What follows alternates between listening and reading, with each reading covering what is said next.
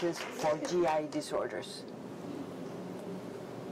I think gracias is probably as much as I know. So apologize for Creo not que gracias learning my es todo el Spanish español before I que sé. Les pido una disculpa por no poder presentar en español.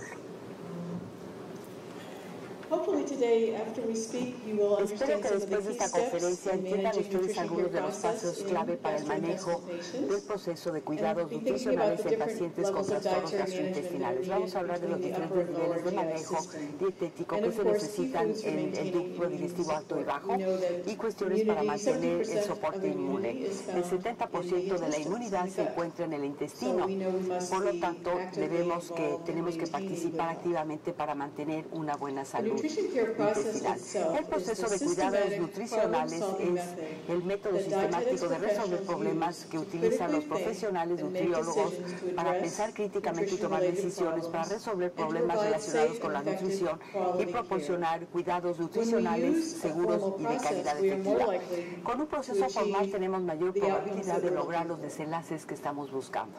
So we have come to use the Hemos utilizado ADIME el as the acrónimo method we were talking about. ADIME First step y es el being método del que estoy assessment. hablando. Es el paso The número second 1, la A, being es evaluación. establishing a Número nutrition 2, diagnosis. establecer el diagnóstico Third step, nutricional. intervention. El tercero es la Fourth intervención. step, Y monitoring el and cuarto paso es el evaluation. monitoreo y Very la similar to evaluación. medicine, Muy similar nursing, the a other la disciplines medicina, as la well. enfermería y otras disciplinas.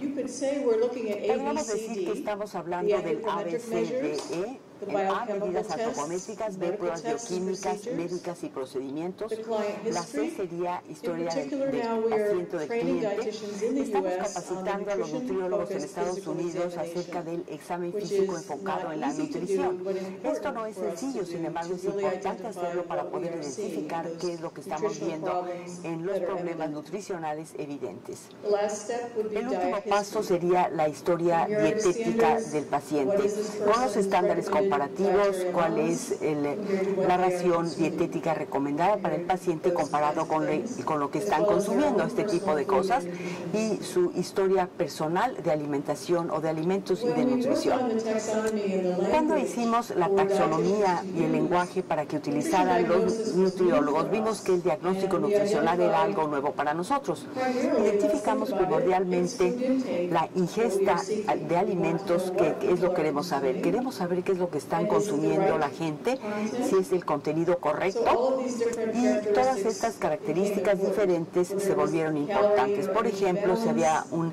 equilibrio calórico-energético, ingesta de soporte nutricional oral, ingesta de líquidos, sustancias bioactivas como ginseng, jengibre, soya, etcétera, cosas de las que queríamos tener ya sea más o menos. Y después los nutrimentos, las categorías que fueron más específicas. Cuando pensamos entonces en todas estas patologías dentro de los trastornos gastrointestinales, estos son algunos diagnósticos nutricionales que vemos. Dificultad para la deglución, para la masticación, una ingesta oral inadecuada, una ingesta inadecuada de vitaminas o de minerales, una ingesta de líquidos inadecuada, una función gastrointestinal adecuada, una ingesta de alimentos no inocuos o alergenos. Por ejemplo, que ocasionen infección microbiana o bien ingesta de alergenos o sustancias que son alergenos para esa sustancia, de esa persona en particular. Y la desnutrición o malnutrición, el uso defectuoso de nutrimentos, por ejemplo, después de una cirugía de tubo digestivo, ingesta inadecuada por nutrición enteral o parenteral, baja de peso involuntaria, valores de laboratorio alterados que se relacionen con la nutrición, interacciones entre alimentos y medicamentos, creencias dañinas o actitudes dañinas sobre los alimentos o la nutrición y una calidad de vida nutricional deficiente. Estos son algunos de los diagnósticos comunes que encontramos en esta población en particular. Cuando ponemos por escrito la declaración del diagnóstico nutricional, identificamos en primer lugar los signos y síntomas. ¿Qué es lo que me está indicando que algo está marchando mal? O sea, es la evidencia. Después nos preguntamos por qué está ocurriendo esto o por qué ocurrió, y después nos preguntamos en qué vamos a trabajar. A diferencia de un diagnóstico médico que generalmente se queda con el paciente toda la vida, por ejemplo, diabetes, enfermedad cardiovascular, etc. En este caso se trata de un problema que podemos tratar de resolver. El lenguaje del diagnóstico nutricional es tal que muestra que podemos hacer algo al respecto y es algo que debe desaparecer. No podemos decir que estamos resolviendo la diabetes, eso sería un problema muy grande. No lo podemos resolver únicamente con la dieta. Tenemos que ver los problemas específicos y ver específicamente en qué vamos a trabajar. Puede haber cosas, por ejemplo, una ingesta energética inadecuada relacionada con la etiología de cambios en el apetito o en el gusto, medido por la ingesta promedio 50% menor de las recomendaciones adecuadas. Esta podría ser una declaración de PES del problema del diagnóstico nutricional. Las patologías del tubo digestivo alto. Sabemos que en la disfagia hay 3 fases de la deglución: la preparación oral, tránsito faríngeo, tránsito esofágico. Las dietas tienen que ser diseñadas para satisfacer las necesidades nutricionales de esa población y prevenir la aspiración. Si los pasos de la deglución o alguno de los 3 pasos de la deglución está alterado, el paciente puede tener dificultad para lograr una buena nutrición. Por ejemplo, digamos que alguien tiene parálisis cerebral. La desnutrición o malnutrición es común en esta población porque no pueden ingerir calorías suficientes como consecuencia de sus dificultades para alimentarse. Este sería un ejemplo. En el caso de las terapias, tendremos que individualizarlas de acuerdo con la capacidad de deglución de sólidos y de líquidos. Tenemos que pensar, por ejemplo, en las características de los alimentos, por ejemplo, la textura, la cohesividad de los alimentos, la densidad, la viscosidad, la temperatura y el sabor de los alimentos. Y hay que trabajar individualmente con cada cliente para ello. Hay 4 etapas de la dieta para disfagia. Tenemos que ver en primer lugar la consistencia del bolo alimentario que entra a la boca y que se va a deglutir. ¿Cuál es la posición del paciente o cómo vamos a posicionar al paciente, la velocidad a la que se alimenta o come el paciente y cualquier técnica específica de deglución que tengamos que enseñar. Generalmente la videofluoroscopía es un método que se utiliza para identificar el nivel de la consistencia del bolo que puede tolerar la persona. Por ejemplo, los patólogos del lenguaje trabajan junto con nosotros para poder identificar cuál es la patología en términos de la capacidad de deglución de cada paciente. Podemos utilizar agentes para espesar o para hacer más líquidos los alimentos para que se puedan deglutir adecuadamente. La posición más segura para comer y para deglutir es permitiendo que la gravedad ayude. Hay que poner al paciente en la posición más erecta posible. Los terapeutas del lenguaje participan para enseñar técnicas como, por ejemplo, diferentes maniobras y técnicas de deglución que también le ayudan al paciente. Es bueno observar esto cuando el terapeuta le está enseñando al paciente. Las ayudas para la deglución, hay que hablar del proceso de masticación y deglución. A veces se sugiere alimentos amargos o de otro tipo para ayudar a la deglución y a veces se puede animar al paciente que hable o que piense sobre los alimentos antes de comerlos, de consumirlos, para estimular la producción de saliva. Sabemos del reflujo gastroesofágico, hay que pensar en cosas como, por ejemplo, un pH menor de 2, el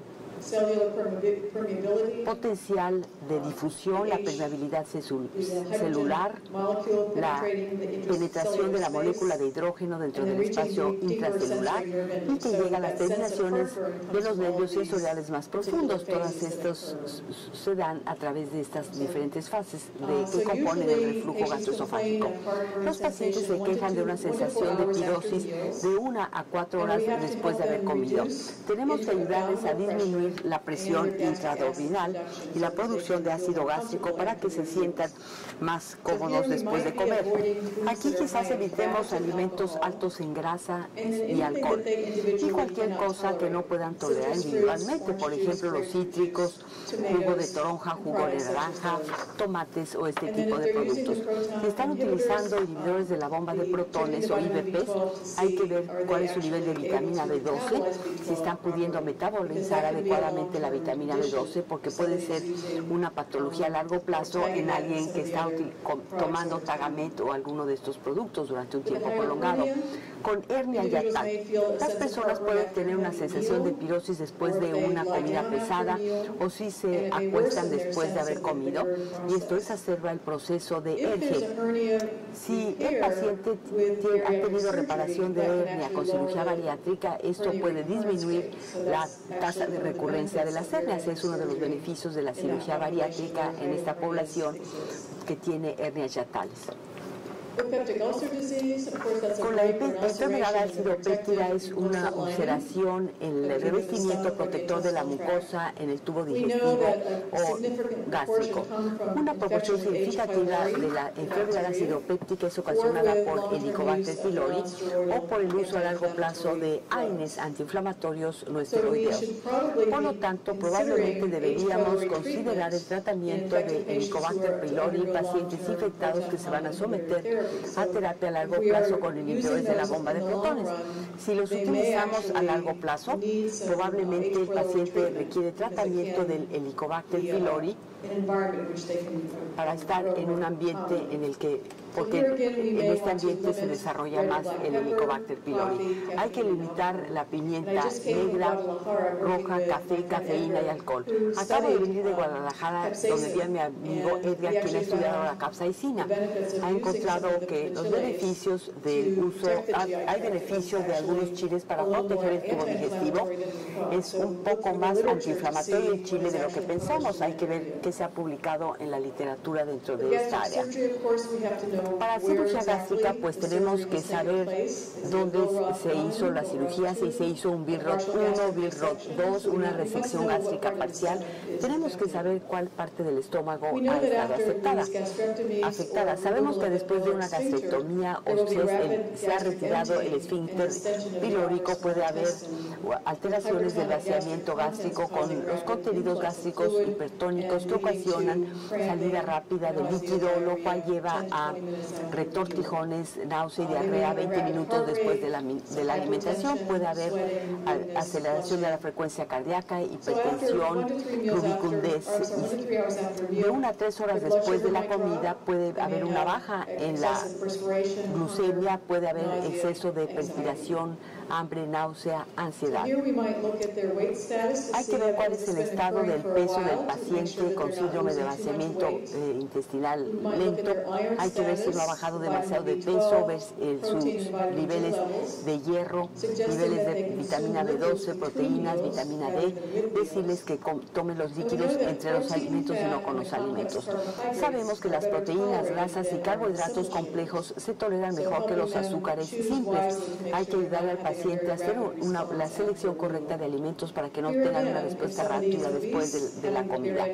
Si alguien es obeso, la cirugía bariátrica puede aliviar el síndrome de vaciamiento lento también. Hay un abordaje dietético sin antimicrobianos para disminuir la inflamación. Estamos estudiando algunos mecanismos moleculares. Por ejemplo, hay un receptor acoplado a proteína G y GPR120. Estamos utilizando ácidos grasos omega 3 para utilizar algunas de las enfermedades asociadas con Helicobacter pylori y algunos cánceres.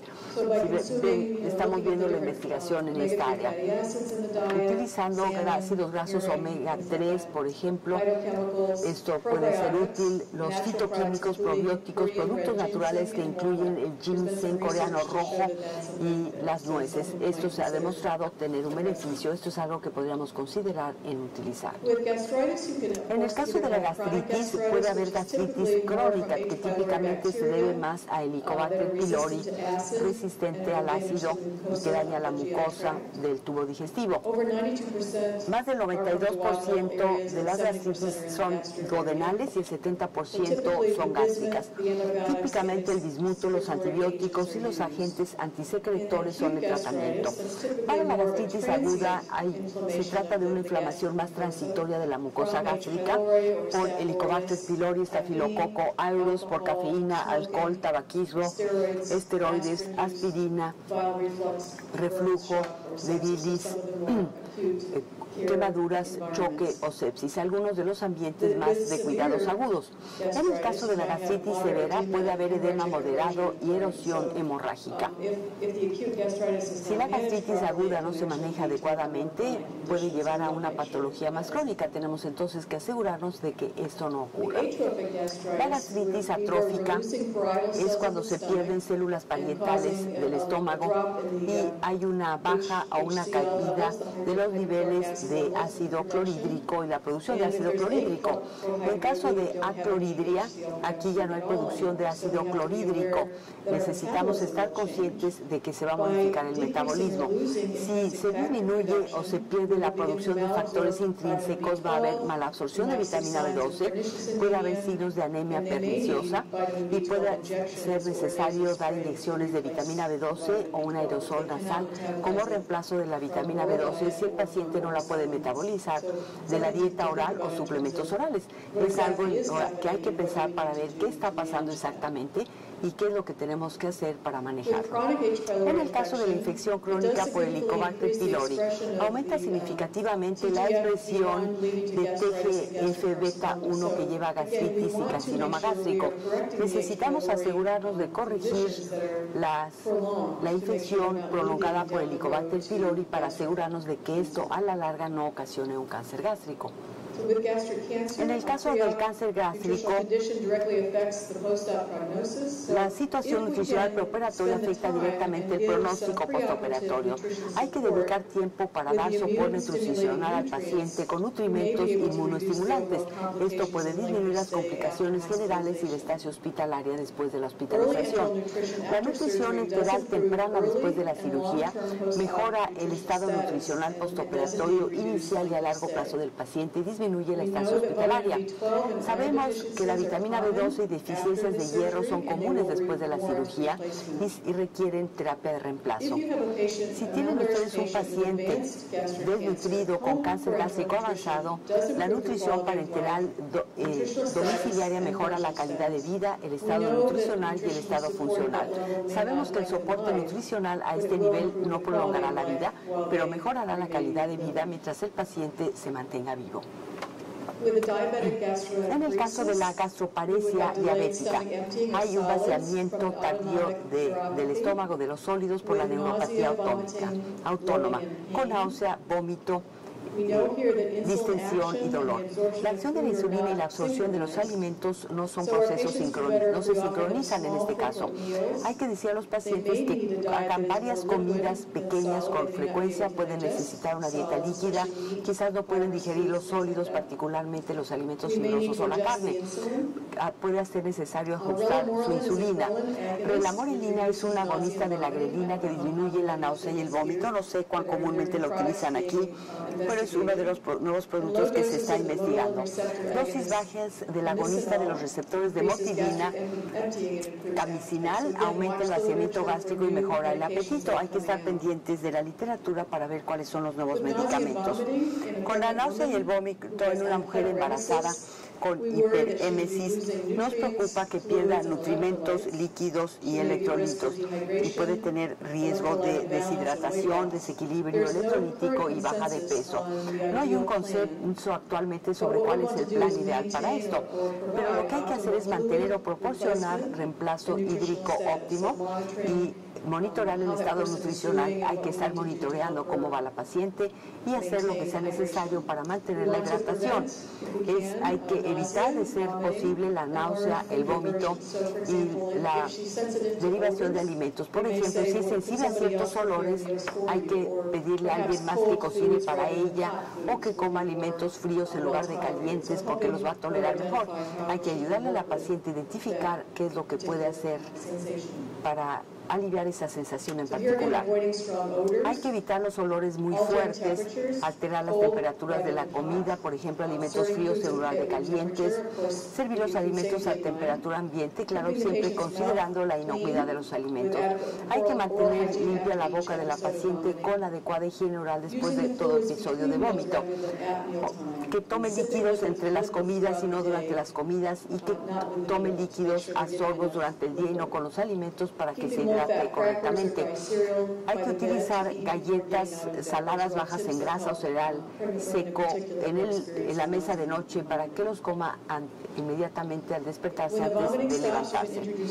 Ya que no hay vómitos, se pueden dar un poquito de hielo para el paciente mayor de 3 años de edad. Si tolera, puede iniciarse con rehidratación, bebidas y líquidos claros, una cucharadita cada 10 minutos y aumentar a una cada 20 minutos, una cucharada grande cada 20 minutos para hidratarla, y hay que duplicar la cantidad de líquido cada hora. En caso de diarrea hay que utilizar medidas solo para rehidratación.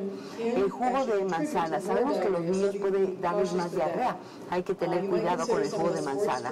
Algunas bebidas deportivas como por ejemplo Gatorade, Powerade, este tipo de productos, té ya sea tibio o frío, y la limonada también es útil. Para cánceres de cabeza y cuello, para prevención sabemos que queremos pedir a los pacientes que utilicen más alimentos antiinflamatorios de la dieta, por ejemplo, ácidos grasos omega 3, resveratrol, del vino tinto, de las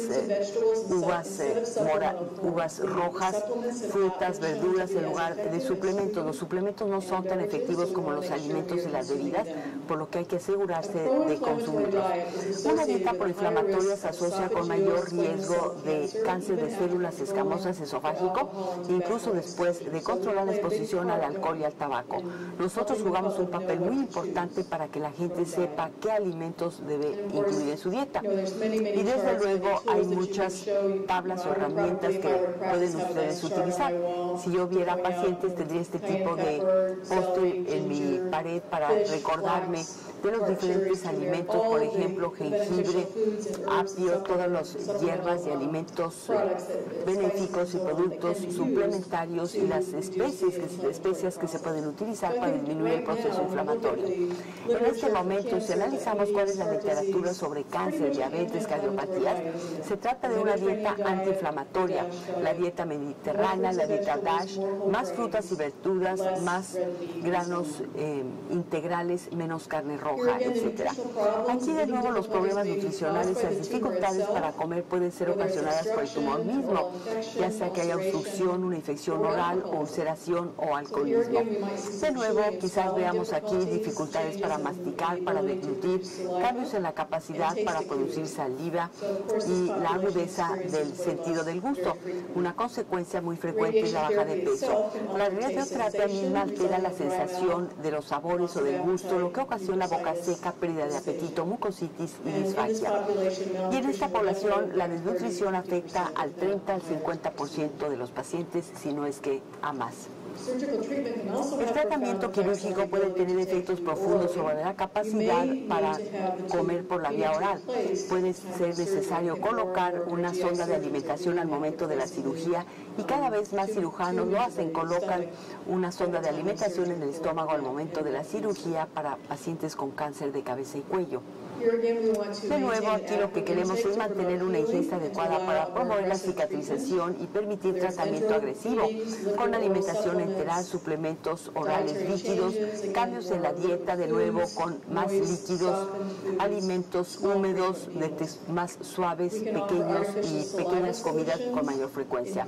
Soluciones de saliva artificial, aumentar la ingesta de líquidos y analgésicos tópicos para que los pacientes puedan disfrutar los alimentos. Una higiene oral agresiva con fluoruro y tratamiento de las infecciones micóticas, todo esto es muy importante también. En el cáncer gástrico, el estado nutricional preoperatorio va a afectar directamente el desenlace de la cirugía o el pronóstico a través del tiempo y la sobrevida específica para la enfermedad. Sí podemos ofrecer soporte nutricional perioperatorio con nutrimentos inmunoestimulantes. Esto puede disminuir las complicaciones generales, la nutrición enteral temprana con vitamina B12 y hierro. Para trastornos del tubo digestivo bajo, sabemos que el microbioma es extremadamente importante y es un área de señalización que incluye las señales ambientales como la dieta con las señales genéticas e inmunes que afectan el metabolismo, inmunidad y respuesta a la infección del huésped. Mientras mejor mantenido es el intestino, mejor las personas resistirán las enfermedades y mantendrán una buena salud. La flora intestinal puede contener hasta 100 billones de células, hasta 2 kilogramos de peso, si lo quieren ver así. La disbiosis intestinal, la permeabilidad alterada de la luz intestinal, la intolerancia a los alimentos y la detoxificación, todo esto está interconectado. Todos estos factores inciden en la salud global. El intestino es el órgano más grande de la función inmunológica. El 70% de los linfocitos están en el intestino. Todo neurotransmisor que hay en el cerebro también está en el intestino. El intestino tiene un sistema nervioso íntegro e independiente, y de esto quiero hablarles para ver la interconexión entre cerebro e intestino. ¿Cuáles son los factores que afectan nuestra flora gastrointestinal? El tipo, volumen y contenido, por ejemplo, las enzimas, las células, el moco, el pH y diferentes factores. La dieta, ya sea que estemos comiendo fibra, grasas, proteínas y carbohidratos, las diferentes proporciones en diferentes momentos, la motilidad y el tiempo del tránsito, la inmunidad del huésped y nuestra genética. Hay muchos factores que pueden afectar la flora intestinal saludable. Si tenemos una flora intestinal normal, podemos sintetizar las vitaminas que son necesarias, metabolizar los xenobióticos y las toxinas a las que estamos expuestos. Podemos prevenir la colonización por las bacterias dañinas, podemos estimular un sistema inmune normal y podemos convertir los flavonoides de la dieta a gliconas activas. Estamos hablando de la biotina, la vitamina B12, el ácido fólico, el ácido pantoténico, piridoxina, riboflavina, vitamina K, ácido butírico y aminoácidos. Es muy importante tener un intestino saludable para tener los nutrimentos necesarios y que estos se utilicen adecuadamente. De nuevo, aquí tenemos los efectos inmunológicos de la microbiota normal. Aumentamos el número de células inmunocompetentes, su síntesis, niveles del complemento, y podemos estimular la respuesta inmune funcional. Tenemos que asegurarnos de realmente ver el perfil completo de lo que está comiendo el paciente para asegurarnos de que estén llevando una dieta buena realmente. Los ácidos grasos de cadena corta son productos de la fermentación de carbohidratos por los microbios como propanol, acetaldehído, ácido fórmico, dióxido de carbono, butileno, glicol, etc. Muchos de estos productos son gases deseables y productos que estamos buscando. Los efectos negativos, por ejemplo, las dietas altas en carne pueden inducir enzimas que promueven la carcinogénesis y formación de indoles y amonio, no es un proceso deseable a largo plazo. Pueden desactivar la tripsina, quimiotripsina y disacáridos intestinales que producen mala digestión, y pueden depletar la vitamina B12. También pueden desconjugar las sales biliares. De nuevo, las dietas no deseables pueden tener este efecto negativo en la flora intestinal. De manera positiva podemos producir butirato, propinato, acetato, y la fibra insoluble que comemos reducirá la concentración de las enzimas procarcinogénicas. Tenemos fitoquímicos que inhiben bacterias, enzimas bacterianas bajo pH y menor producción de amoníaco, y estimulan el crecimiento de células de la mucosa. O sea que, una vez más, ingredientes de alimentos positivos que consumimos que tengan efectos positivos en el intestino. Si la gente se queja de gas y flatulencia intestinal, la aerofagia, si hablan mientras comen o están tragando aire mientras comen, o bebidas carbonatadas, les puede dar la sensación de tener gas debido a esto, y el gas se puede producir también por digestión de los alimentos y fermentación. Nuestra producción de gas intestinal depende de lo que es preexistente o actual de cargas colónicas de alimentos fermentables. Depende de la consistencia de la dieta, es inmediato. Son efectos en la microbiota inmediatos que son muy actuales. Así es que alguien que tenga dificultad con flatulencia, podríamos reducir alimentos que formen gas. Aquí sé que en México reducir frijoles es muy triste, pero quizá a corto plazo podría ser de beneficio, y también el descansar después de media hora de haber comido. Estreñimiento. Hay diferentes causas orgánicas, obstructivas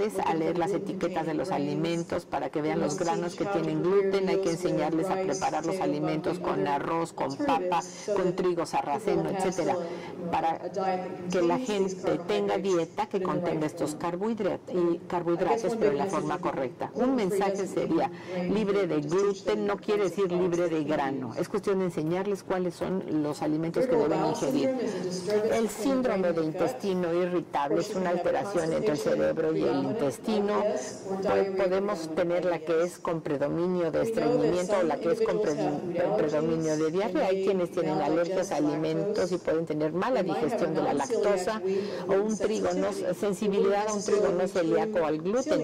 No necesariamente si es enfermedad celíaca, pero sí sensibilidad al gluten o al trigo. Así es que hay una nueva dieta que se llama la de FODMAPs. ¿La conocen aquí? La que es los oligodimonosacáridos fermentables y polioles. Son productos que se hacen, por ejemplo, en Estados Unidos, se les agrega jarabe alto en cereal, pero también estamos encontrando los FODMAPs en frutas como manzanas o peras. O sea, es cuestión de si la persona es sensible a estos alimentos en exceso, podría llevar a las quejas que esta gente tiene, la lactosa, también los frutanos de ciertas verduras, cereales, galactanos, polioles. O sea que son el grupo de verduras y carbohidratos tendría que ser en lo que tenemos que estar más conscientes, consumir no todo necesariamente en una comida en el día y más bien en dosis diferentes. Intolerancia a la lactosa es el trastorno de disacárido más común.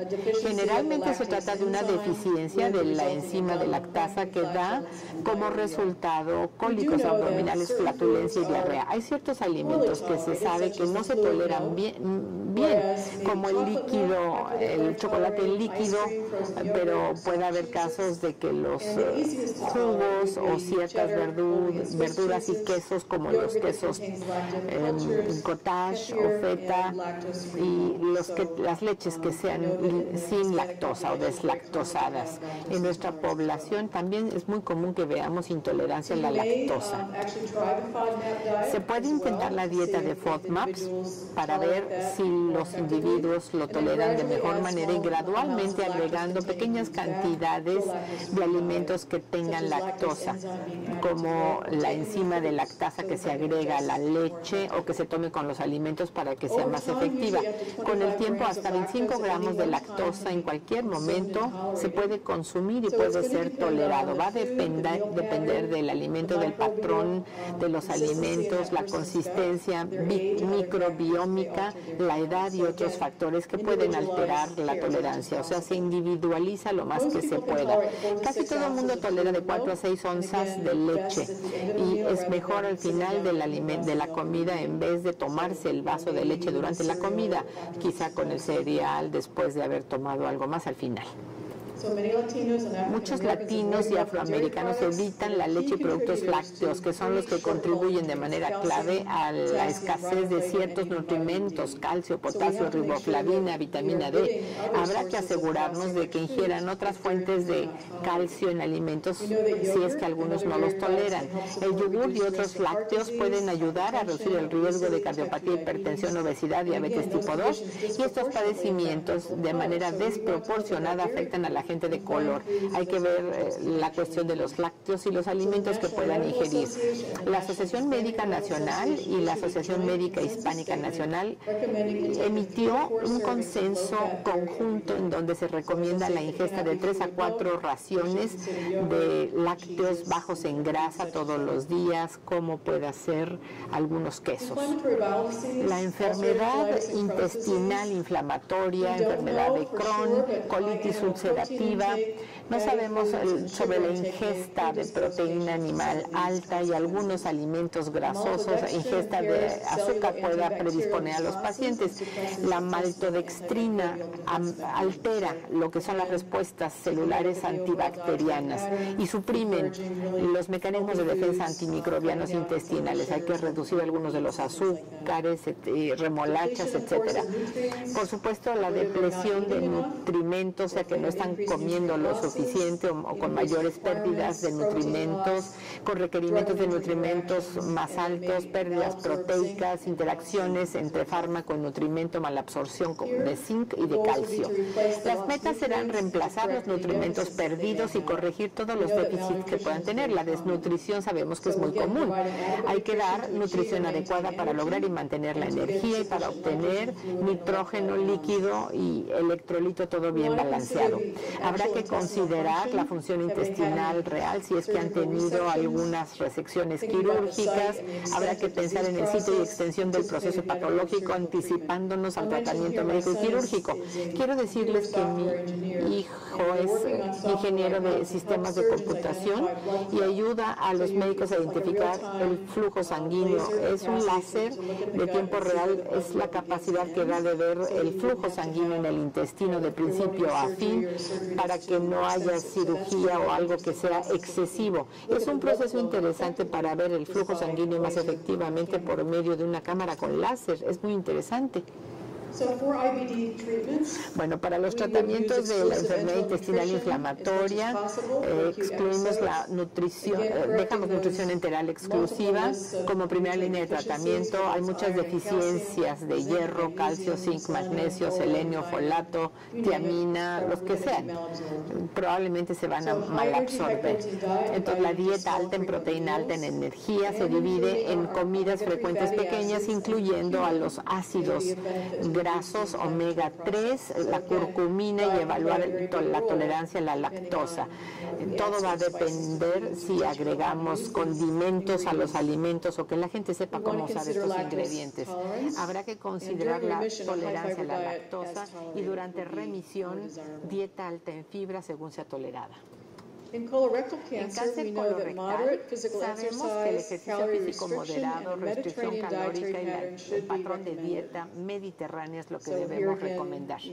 Una vez más, aquí estamos mostrando los panes, frutas, cereales, queso, yogur, que es más deseable todos los días, reduciendo las aves de corral, todo esto muy pocas veces. Casi todos tenemos que pensar 2 veces el comer o ingerir carne, porque debemos de considerar el gran impacto que tienen los huevos, el pollo y las carnes.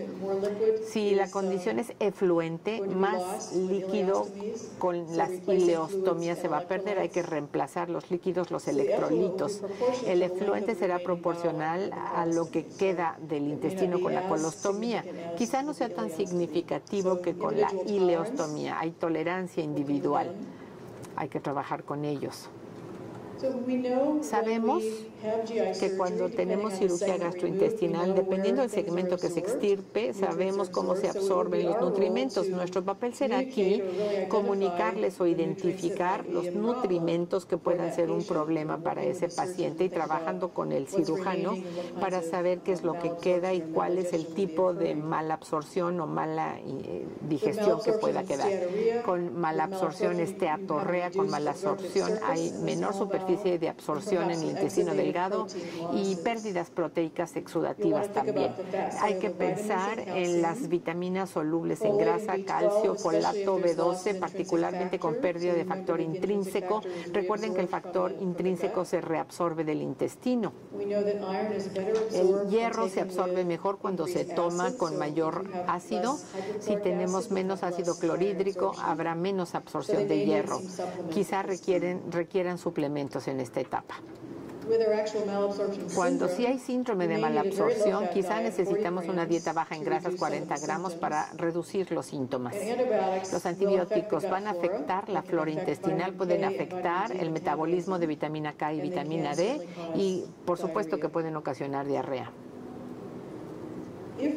Si tenemos o ha habido cirugía intestinal, la adaptación dependerá en gran medida de lo que quede del intestino.